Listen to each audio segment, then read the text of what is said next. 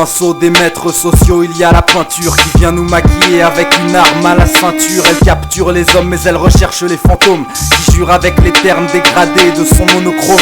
Ce qu'elle préfère, c'est brûler les livres et décider de loin de la vie que je dois vivre. C'est dire aux jeunes au chômage qui n'attendent plus la trouvaille qu'il leur suffit de mieux chercher pour trouver du travail. Elle préfère la guerre sur tapis vert, le tapis rouge sang aux portes des ministères, et expliquer aux employés, parents de familles modestes, que les multinationales ont besoin de lâcher du lest.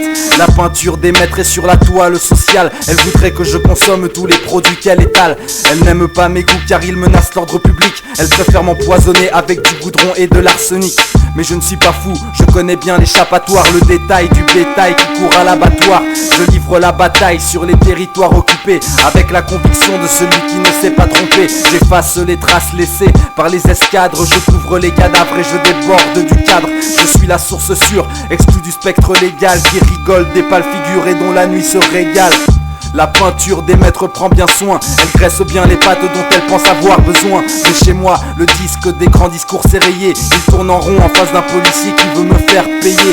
Dans sa niche, il bave de me mordre, de tordre mon cou avec toute la force de l'ordre. Il aura beau me dire qu'il défend la société, je sais bien que c'est l'amour de la violence qui l'a motivé. J'ai le souffle des insurgés dans mes voiles, je suis l'étoile qui tisse la toile entre les toiles. Pour la fourmilière des fous, je suis l'araignée. Je dévore ceux qui perdent leur vie à la gagner. Et dans mon repère, je vois rire jaune les narquois quand je décoche un trait avec une flèche de mon carquois. Mais savent-ils pourquoi ce sont les dents que je montre lorsqu'entre les centres les gros ventres me rencontrent? Savent-ils qu'avant les lois les hommes peuplaient la terre et qu'à leurs héritiers les gardiens de la paix font la guerre? Savent-ils que de l'autre côté de la muraille il y a ce monde qu'ils entrevoient par l'étroite faille d'un soupirail?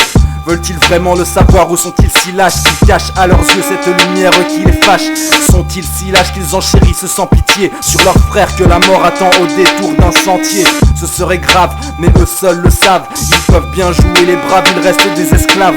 Dans les geôles aux 5 étoiles, le bagne au bar odoré, ils trouvent leur confort et leur sécurité adorée.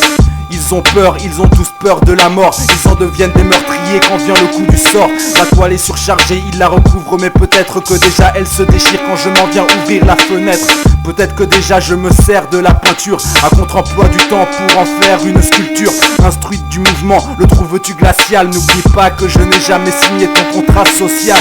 J'ai préféré noircir les dernières pages d'un grimoire. La couleur du vocabulaire te rafraîchit la mémoire. La clé de voûte céleste est dans mon chapeau quand j'exorcise les drapeaux. Ce sont les ombres au tableau.